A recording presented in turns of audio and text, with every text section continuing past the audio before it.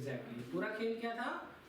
Optimum environment या best environment provide करना, optimum temperature, optimum pH, जिसमें प्रोडक्टिविटी बहुत ज़्यादा हो, यही हमारा खेल था। अब हम लोग पढ़ने जा रहे हैं, लिखिए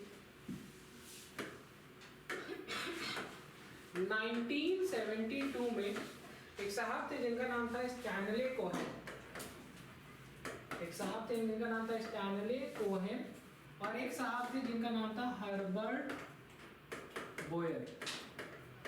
क्या था? स्टैनले कोहेन और हर्बर्ट बोयर। इन्होंने एक एक्सपेरिमेंट को एक्सप्लेन किया। They explain an experiment. अब मेरी बात को समझिएगा, ये दोनों अलग अलग जगह काम कर रहे थे, ठीक है। और एक साहब जो है ई कोलाई बैक्टीरिया, कौन सा bacteria? E coli, that is Escherichia coli. कौन सा कोलाई?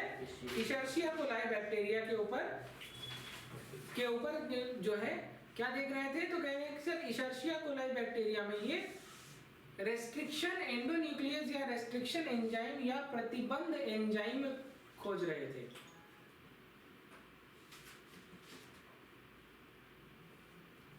हेलो विकास, आप अच्छा, हाँ सर बताइए, आप लाइव में क्लास में?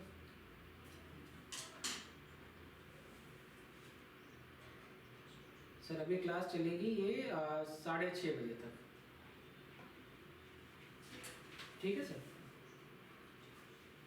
हाँ सर, आज थोड़ा सा टेक्निकल एरर हो गया था, सेंटर पे इलेक्ट्रिसिटी का फॉल्ट हो गया था, तो क्लास इनकी 1 घंटा लेट शुरू हुई है।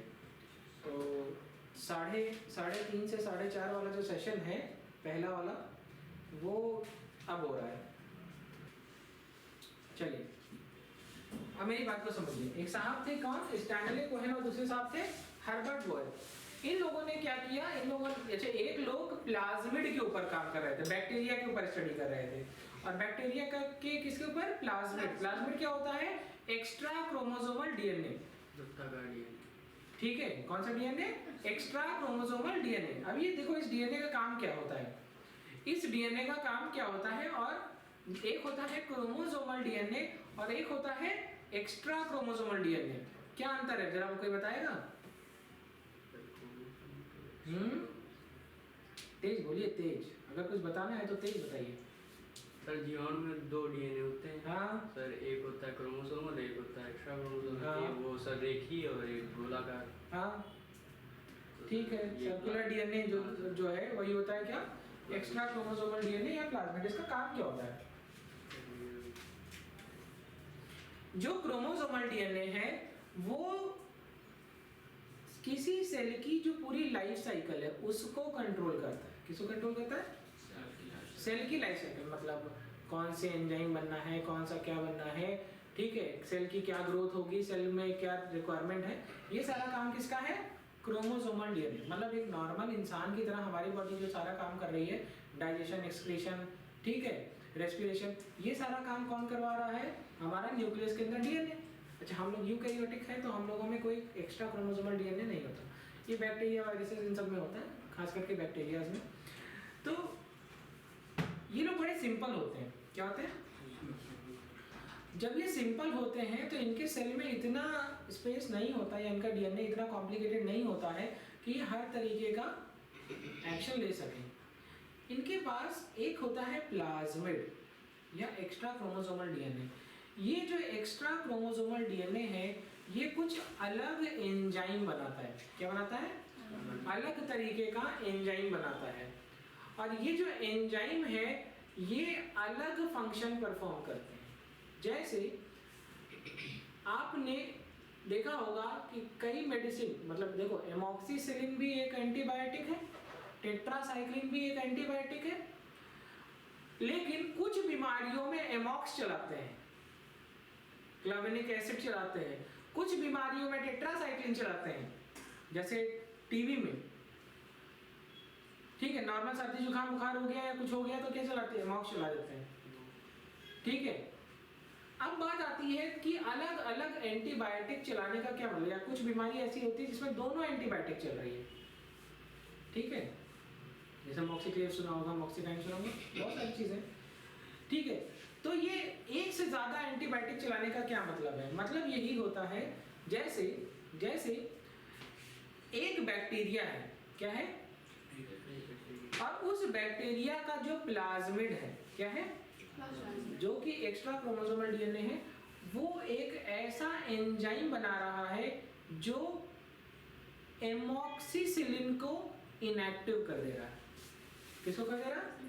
मतलब तुम अगर वहां पर जो है एमॉक्स खिलाओगे तो बैक्टीरिया ऐसा एंजाइम बना देगा कि वो एंजाइम इस एमॉक्स को के इफेक्ट को क्या कर देगा, करेगा कवच की तरह। तो बैक्टीरिया क्या हो गया, बच गया। इसी तरीके से एक केमिकल एंजाइम एंटीबायोटिक है जिसको कहते हैं टेट्रासाइक्लिन। क्या कहते हैं? और एक ऐसा बैक्टीरिया जो ऐसा एंजाइम बना दे जो टेट्रासाइक्लिन के इफेक्ट को खत्म कर दे, तो उसके ऊपर टेट्रासाइक्लिन छिड़कोगे तो वो मरेगा। तो उसको कहते हैं एंटीबायोटिक रेजिस्टेंस। कभी सुना भी होगा कि लगातार या बार बार एंटीबायोटिक नहीं खिलानी चाहिए, ज़्यादा एंटीबायोटिक के डोजेस नहीं देने चाहिए, बॉडी रेजिस्ट हो जाती है, फिर उस एंटीबायोटिक का असर आपकी बॉडी पे नहीं हो रहा होता। रीज़न क्या है? यही एंटीबायोटिक रेजिस्टेंस डेवलप हो गया। यहाँ पर जो खेल है वो यही है कि जो प्लाज्मिड है वो बैक्टीरिया में ऐसे ही पड़ा हुआ है, और ये जो प्लाज्मिड है ये कुछ जीन को मल्टीप्लाई कर रहा है और प्रोटीन बना रहा है, एंजाइम बना रहा है।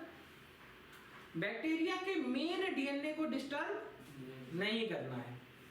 कर भी सकते हैं, ऐसा नहीं कर सकते, लेकिन जैसे कुछ बैक्टीरिया होते हैं जिनके पास प्लाज्मिड होता है, कुछ बैक्टीरिया होते हैं जिनके पास प्लाज्मिड नहीं होता, ठीक है। लेकिन हर बैक्टीरिया के अंदर ये प्रॉपर्टी होती है कि अगर उसकी बॉडी में प्लाज्मिड चला जाएगा तो कोई बुरी बात नहीं है। बात समझ रहे हैं? ये सारा खेल अभी आपको समझाएंगे, मजा आएगी आपको, ठीक है। चलिए जो है इसको पढ़ते हैं।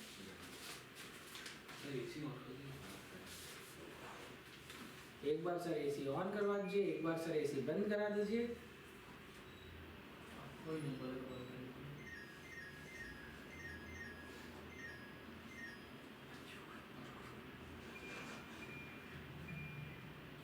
ठीक है, 2 मिनट। चलिए पढ़िए।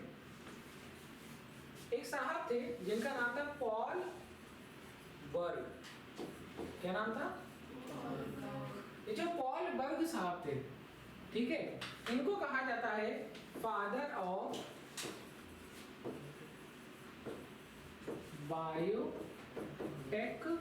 बायोटेक्नोलॉजी। जैव प्रौद्योगिकी के जनक। क्या है? जैव प्रौद्योगिकी के जनक पॉल बर्ग। अब इन्होंने क्या देखा, बहुत मजेदार है, बहुत मजेदार है। जैसे ये समझो, ये एक बैक्टीरिया है, क्या है, और इस बैक्टीरिया का ये नॉर्मल डीएनए है, क्या है, और इसमें एक सर्कुलर डीएनए है, that is extra chromosomal DNA. ये देखो मैं लिख रहा हूँ एक शब्द ORI। क्या लिख रहा हूँ? That is origin of replication. क्या है? ORI। और ये जो डीएनए है इसको मैंने बोला एक्स्ट्रा क्रोमोसोमल डीएनए। क्या बोला? Extra chromosomal DNA. अब क्या किया, यहाँ पर एक वायरस आया। कौन आया? और वायरस ने यहाँ पर बैक्टीरिया के ऊपर इन्फेक्शन कॉज करा दिया। क्या करा दिया? वायरस का इन्फेक्शन हो गया किसके ऊपर? बैक्टीरिया के ऊपर, ठीक है। वायरस इन्फेक्ट कर सकता है बैक्टीरिया को, ठीक है। और वायरस ने अपना जेनेटिक मटेरियल कहाँ डाल दिया? बैक्टीरिया के साइटोप्लाज्म में। कहाँ डाल दिया? बैक्टीरिया के साइटोप्लाज्म में, ठीक है। अब मेरा सवाल अब मेरा सवाल ये कि क्या ये जो डीएनए या आरएनए जो भी जेनेटिक मटेरियल है ये यहाँ पर ट्रांसक्रिप्शन ट्रांसलेशन करके प्रोटीन या एंजाइम बनाएगा या नहीं बनाएगा?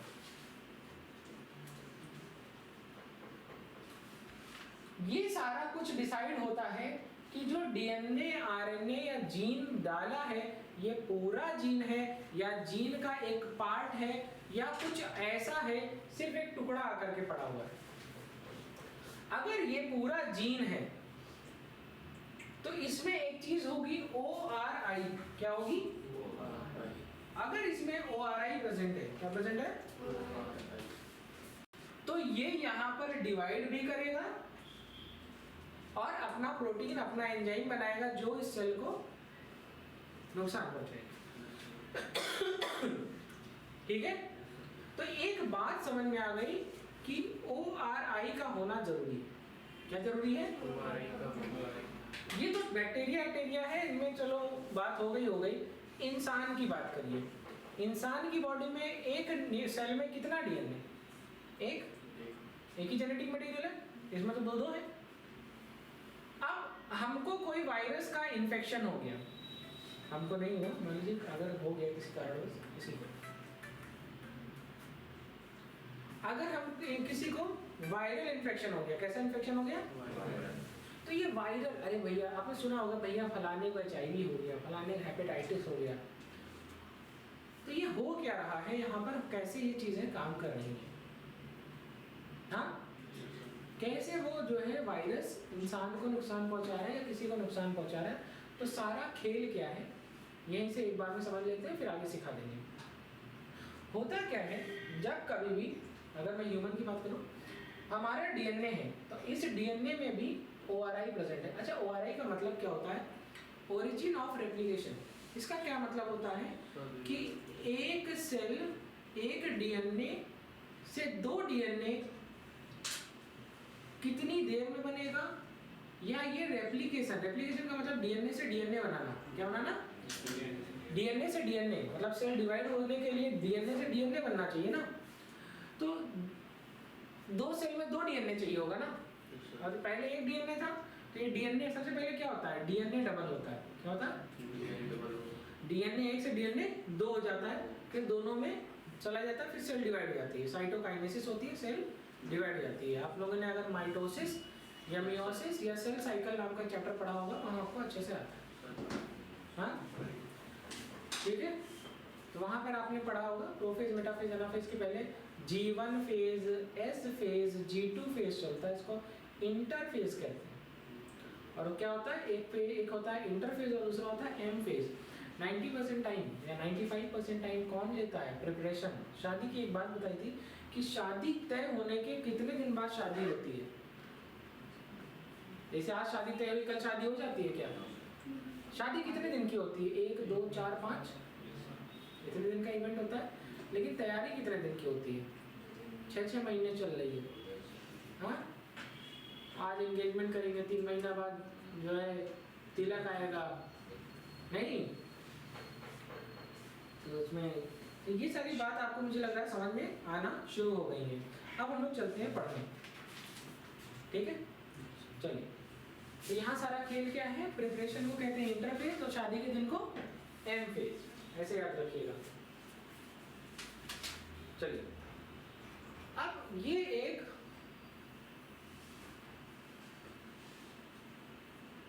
फॉरेन जीन है। क्या है?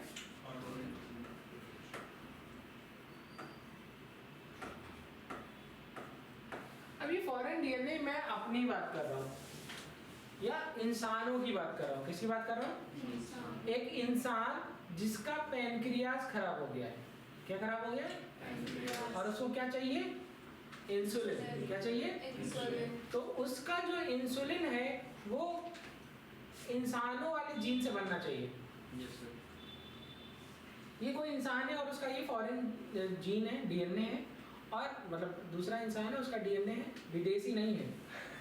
हाँ, फॉरेनर कहने सर अंग्रेज लोग बात कर रहे हैं। तो फॉरेन डीएनए है और डीएनए में से मान लो डीएनए का इतना पार्ट ऐसी इंफॉर्मेशन को रखा है जिस इंफॉर्मेशन का इस्तेमाल करके हम इंसुलिन प्रोटीन बना सकते हैं। क्या बना सकते हैं? इंसुलिन एंजाइम या इंसुलिन प्रोटीन, ये हमारा जो डिजायर्ड प्रोडक्ट है। हमको इंसान की बॉडी में और कुछ बनाना था कि सिर्फ यही बनाना था? एक इंसान है जिसको इंसुलिन की दिक्कत हो रही है, खाना नहीं पचता, उसको चाहिए इंसुलिन, तो हमने उसी का डीएनए निकाला है। अब ऐसा कहीं सर अलग अलग इंसान का डीएनए निकाल के इंसुलिन थोड़े बनती है, तो केवल इंसुलिन का बनाने का जो जीन है या जो जीन कोड है वो सारे इंसान में एक ही जैसा होगा। अब आप कहेंगे सर तो हम आप एक जैसे क्यों नहीं? तो इसका रीजन क्या है कि जो देखो 95% 99% डीएनए सबका सेम होता है, 0.1% ही डिफरेंस होता है। उसी वेरिएशन की वजह से, उसी चेंज की वजह से हम आप में वेरिएशन दिखती है। ठीक है, हमारे आप में जो वेरिएशन है वो किसकी वजह से आती है? 0.1% जो डीएनए में जो सीक्वेंस में आगे पीछे है उसी की वजह से, बाकी सब कुछ सेम होता है, राइट? अब यहाँ पर आते हैं, आगे की बात करते हैं। अब इस फॉरेन डीएनए में हमारे काम का सिर्फ इतना डीएनए है, हमारे काम का सिर्फ इतना जीन है। अब इसको हम क्या करेंगे? कैंची से काट लेंगे। किससे काट लेंगे? और काटने के लिए हम इस्तेमाल करेंगे आरी को। आरी का किसका इस्तेमाल करेंगे? आरी, दैट इज रेस्ट्रिक्शन एंडोन्यूक्लियेज। क्या? अब मेरी बात को समझो, जैसे मैं एक छोटा सा एग्जांपल ले रहा हूँ। जैसे मान लो ये बॉटल है, ये बॉटल, जैसे बॉटल की बातें मत छोड़ो, ये मेरी शर्ट देख रहे हो, ठीक है? अब मुझे ये वाली जो स्लीव है ये हटानी है, ये बाही हटानी है, और मान लो इनके शर्ट की बाही यहाँ पर जोड़ ली है। किनके शर्ट की? अब मेरी बात को समझिएगा। पहली बात, एक होता है कैंची टेलर वाली, एक होता है बहुत बड़ी कैंची जिससे लोहा काटते हैं, लोहे की चद्दर काटते हैं, ठीक है? अब मेरी बात को समझिएगा, जो दर्जी की कैंची होगी उससे जो कट मिलेगा फाइन, क्या वो लोहे की चद्दर काटने वाली से मिलेगा? हो सकता है ज्यादा काट दे। इसका मतलब पहली बात तो ये कि अगर कैंची सेम होगी तो आस्तीन, जितनी इनकी आस्तीन कटेगी उतनी मेरी कटेगी, तभी ये बदल पाएगी। अगर कैंची अलग होगी तो पता चला इनकी ये वाली बाही की जगह, हाँ, मेरे किसी बाबा सूट की बाही बराबर आएगा। अब मेरी बात को समझिएगा। एक बात और, एक बहुत और इंटरेस्टिंग बात, जैसे मैंने एक टेलर बुलाया, क्या बुलाया? टेलर। और उसने मेरी बाही उस कैंची से काट दी, ठीक है? और उसने मेरी बाएं हाथ की बाही काटी है, उसको अंदाजा है कि ऐसे ऐसे मैंने काटी है, मैं अगले वाले में भी सेम शेप लूंगा। तो वही सेम टेलर अगर इनकी बाही को भी काटेगा तो वो जो बाही निकलेगी वो आराम से, एकदम आराम से फिट हो जाएगी कि नहीं इसमें? मान लो ऐसे ऐसे ऐसे ऐसे करके काटा है तो इनके में भी ऐसे ऐसे ऐसे करके काट दिया, तो सेम शेप आएगा ना, फिक्स करते समय सेम शेप आएगा ना, आराम से ऐसे फिक्स हो जाएगी। लेकिन सोचो अगर मेरी बाही कोई दूसरा टेलर काटा है और इनकी बाही कोई दूसरा टेलर काटा है, तो ये आकर के इसमें फिक्स हो पाएगी? कुछ ना कुछ शेप का तो अंतर आना ही है। तो एक बात समझ में आ गई, टेलर सेम होना चाहिए, कैंची सेम हो जानी चाहिए, तभी जाकर के, अच्छा इन्हीं की आस्तीन मेरे में आके लग गई, ये भी हो सकता है कि मेरी वाली इनके में जाके लगे। दोनों में ये चीज की सहूलियत मिलेगी अगर टेलर और कैंची सेम होगी तो, हाँ या ना? उससे फायदा क्या हो रहा है? कह रहे हैं जो आप लॉक बना रहे हैं, जो एंड आप छोड़ रहे हैं सिलाई करने के लिए वो सेम है।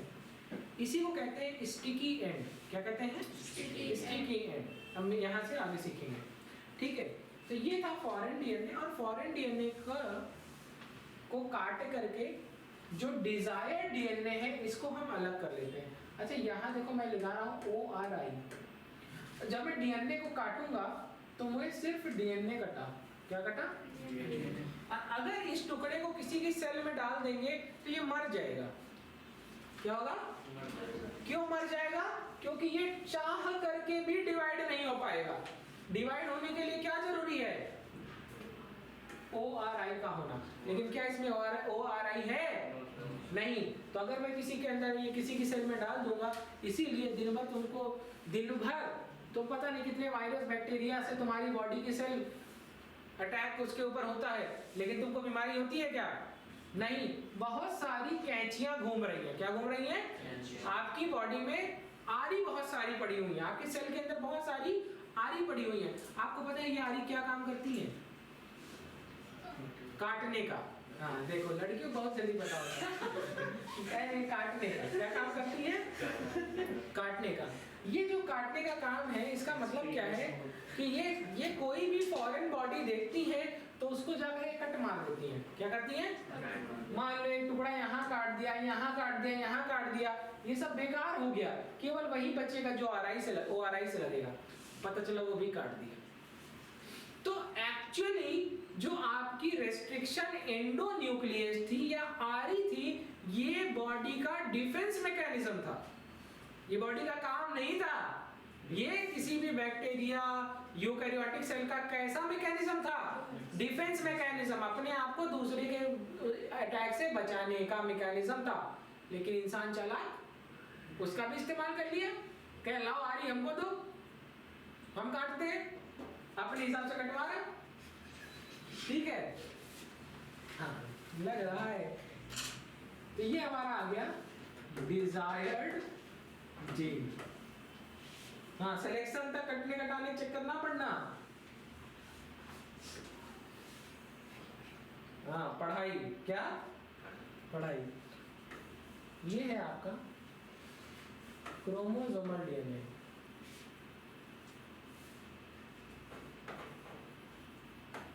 अच्छा, क्रोमोसोमल डीएनए से जनरली छेड़छाड़ नहीं की जाती। क्यों?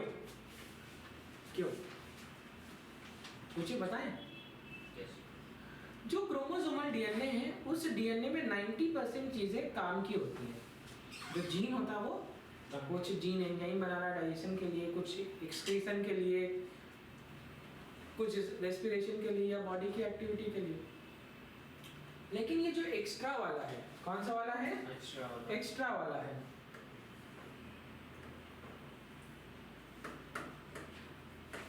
That is extra chromosomal DNA. ये जो एक्स्ट्रा वाला है, ये जो कोई भी इंफॉर्मेशन या रखता है, वो कैसी रखता है? एक्स्ट्रा सपोर्ट के लिए। किसके लिए? Extra support. जैसे इसका ये वाला जो पार्ट है, इसके पास इंफॉर्मेशन है, मान लो किसी एंटीबायोटिक रेजिस्टेंस। ठीक है, किसकी इंफॉर्मेशन है? किसी एंटीबायोटिक के अगेंस्ट रेजिस्टेंस या कोई ऐसा केमिकल बनाने की इंफॉर्मेशन है जिससे किसी दूसरे एंटीबायोटिक के प्रभाव को निष्क्रिय किया जा सकता है और उस बैक्टीरिया को बचाए रख सकता है। अब मान लो ये हो सकता है कि इसके पास जो जीन है वो एम्पीसिलिन के लिए है। किसके लिए है? एम्पीसिलिन। तो इसके ऊपर अगर तुम एम्पीसिलिन छिड़क दोगे या इसको ऐसे कंटेनर में, ऐसी पेट्री डिश में, ऐसे न्यूट्रिशन मीडिया में रख दो जहां पर एम्पीसिलिन है, तो ये मरेगा नहीं। मरेगा क्योंकि एम्पीसिलिन के अगेंस्ट क्या रखा है? प्रतिरोधक क्षमता, रेजिस्टेंस। अगर हम ऐसा करें, हमको इस बैक्टीरिया से अपना काम निकालना है। किसका काम निकालना है? हम कुछ ना करें, हम सेम आरी लें, चले सेम आरी लें और इसको काट दें। इसको काट दें,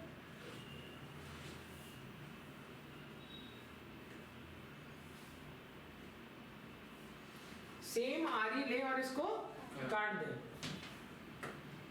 इसको यहाँ। अब जो एंड बनेगा उसको कहेंगे स्टिकी एंड। क्या बनेगा? एक स्टिकी एंड यहाँ बनेगा और एक स्टिकी एंड इसी तरीके से एक स्टिकी एंड यहाँ बना होगा और एक स्टिकी एंड यहाँ बना होगा।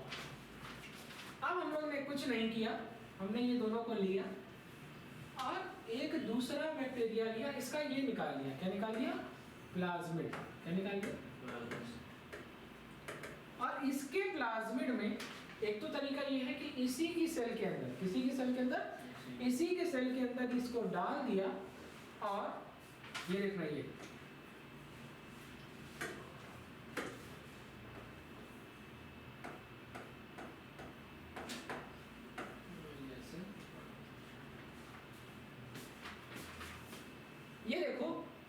ये देखो इंसान की इंसुलिन बनाने वाली जीन थी, ये देखो, और ये किसकी जगह ले ली, एम्पीसिलिन के रेजिस्टेंस वाले यहाँ पर आगे चिपक गई। कहाँ चिपक गई?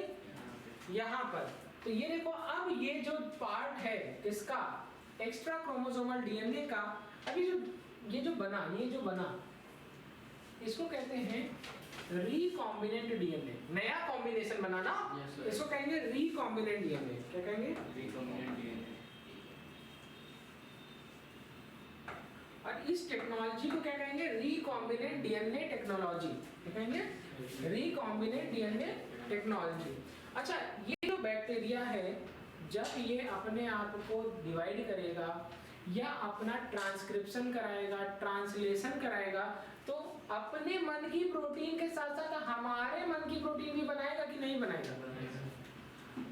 हमारे मन की, ये अपने मन की प्रोटीन बना रहा था और उसके साथ साथ इसने हमारे काम की, हमारे मन की भी प्रोटीन, हमारा फायदा हो गया है। और अब एक मेरी बात को समझिए, आपकी एक सेल कोई भी काम कितने देर में कर रही है? डिवाइड हो रही है 24 घंटे में। कितने घंटे में? और ये डिवाइड हो रही है 15 मिनट या 20 मिनट में। कितने मिनट में? 20 मिनट मान लेते हैं। तो एक घंटे में कितनी बार 20 मिनट? तो कहेंगे सर 3 बार। तो 24 घंटे में तुम्हारी सेल 1 से 2 हो रही थी, ये एक ही घंटे में 1 से क्या होगी? 2 से 4, 2 से 3 कैसे हो जाएगी? अरे बेटा, 1 से 2, 2 से 4 और 4 से 8। अगले घंटे में 8 से 16, 16 से 32, 32 से 64, 2 ही घंटे में 64 हो गई। उसके 1 घंटे बाद 64 से कितनी हो गई? 128। और उसके 20 मिनट में कितना हो गया? 256। कितना हो गई? देख रहे कितनी तेजी से बढ़ रही है, बढ़ रही है। अब कितनी तेजी से वो नंबर ऑफ सेल बन रही है, साथ साथ में वो ट्रांसक्रिप्शन ट्रांसलेशन में जाएगी, तो प्रोडक्ट भी उतनी तेजी से बनेगा कि नहीं? बना? तुम्हारे दिन भर में जो तुम्हारी बॉडी है, मान लो 5 ml बनाती है, तो ये कम से कम 1 लीटर बना देगी। और इसमें तुम्हारे खर्चा भी नहीं है, ये खा ही क्या रहा है? सड़ा हुआ मांस, कचरा, स्ट्रॉज, जो पोटैटो इंडस्ट्रीज होती है, प्रोसेसिंग यूनिट्स लगी होती है, उनके आसपास जो है, जो स्टार्च निकल रहा है, वो स्टार्च खा रही है, कचरा खा रही है, वेस्ट खा रही है, और तुमसे ज्यादा प्रोडक्शन कर रही है। तुम्हारा फायदा है कि नहीं? बैक्टीरिया से तुम अपने मन का इंसुलिन बनवा लिए। क्या बनवा लिए? अपने मन का इंसुलिन बनवा लिए। अब बात आती है कि सावंत, ये बताओ, समोसा तो ठीक है, क्या सिर्फ इंसुलिन ही बना रहा है? मैंने कहा नहीं, इंसुलिन के अलावा कुछ और भी बना रहा होगा प्रोडक्ट। कोई बात नहीं, कोई बात नहीं, इसका प्रोडक्ट निचोड़ लो, अलग कर लो, और इसके प्रोडक्ट में इंसुलिन के अलावा जितनी भी चीज है सबको मार दो। क्या करो? मतलब ऐसे ऐसे एंजाइम डाल दो, जो एंजाइम इंसुलिन को खाने के वाले एंजाइम को छोड़ करके बाकी सब खा जाए। जैसे डीएनए खाने वाले को डीएनएज एंजाइम डाल दो। कौन सा एंजाइम डाल दो? तो डीएनए मार देगा इसके अंदर का। इसका सेल वॉल बना है, मान लो इसका सेल वॉल बना है, जो है किसका बना होगा? पेप्टाइडोग्लाइकन का। तो पेप्टाइडोग्लाइकन को डाइजेस्ट करने वाला एंजाइम डाल दो, खत्म। सेल्यूलोज का बना होगा, सेल्यूलेज डाल दो, सेल्यूलेज खत्म हो गया। सेल वॉल भी मर गई। इसके अंदर जो और भी जो है ऑर्गेनील्स होंगे, उनको मारने वाला एंजाइम डाल दो, वो मारेगा, उसको खत्म कर देगा। तो वो सारे क्या होंगे? खत्म, डाइजेस्ट। बचेगा क्या? इंसुलिन। तो अलग कर लिया एक तरीका। अब ये प्रोडक्ट तुम्हारा, फिर इसको, इसीलिए इसको कहते हैं ना केमिकल इंजीनियरिंग। तो क्या कर रहे हैं? उसको सफाई भी, प्रोसेस भी तो कर रहे हैं, और केवल अपने काम का डिजायर्ड प्योर प्रोडक्ट लिया और उसका क्या करने लगे? इस्तेमाल करने लगे। बेचेंगे, बिल्कुल बेचेंगे। और क्या करोगे? Human welfare. क्या करेंगे? Human welfare. इसमें इस्तेमाल करेंगे। उपायों के आंसर में क्या है? बेचेंगे। ठीक है। 10 रुपए की नहीं, 800 रुपए की। ठीक है, चलो ठीक है, नोट करिए, नोट करिए। सर हो गया। चलो अच्छा, ये बहुत इंटरेस्टिंग बात है कि ये है क्रोमोसोमल डीएनए और ये है एक्स्ट्रा क्रोमोसोमल डीएनए।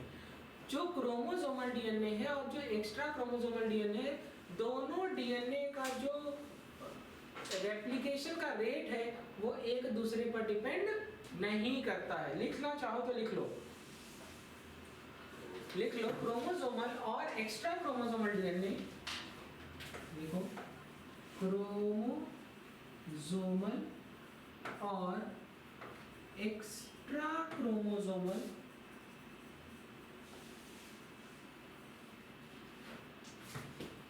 डीएनए का रेट ऑफ रेप्लिकेशन एक दूसरे पर डिपेंड नहीं करता। ये बात हम कह क्यों रहे हैं? ये बात हम इसलिए इस्तेमाल कर रहे हैं, इसका बड़ा रीजन है कि इसका जो एक्स्ट्रा क्रोमोसोमल डीएनए है, क्या है? एक्स्ट्रा क्रोमोसोमल डीएनए है।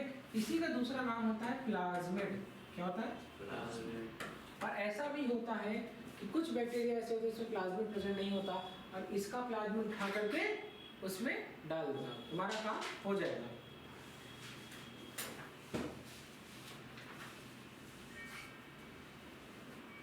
ठीक है, चलिए आज के सेशन में यहीं तक पढ़ते हैं, क्योंकि आज आप लोग का टाइम लेट हो रहा है। समझ में आया पूरा? मजा आ रही है? क्या बात है, मतलब आप लोग अगर इस चैप्टर को ढंग से पढ़ लोगे तो कोई क्वेश्चन गलत नहीं होगा। जाकर के जरा जिसे इसके पास स्टडी मटेरियल आ गया है वो एक बार देख ले, जिसके पास नहीं आया वो क्या करे? फीस जमा करो तभी तो मिलेगा। चलिए, थैंक यू।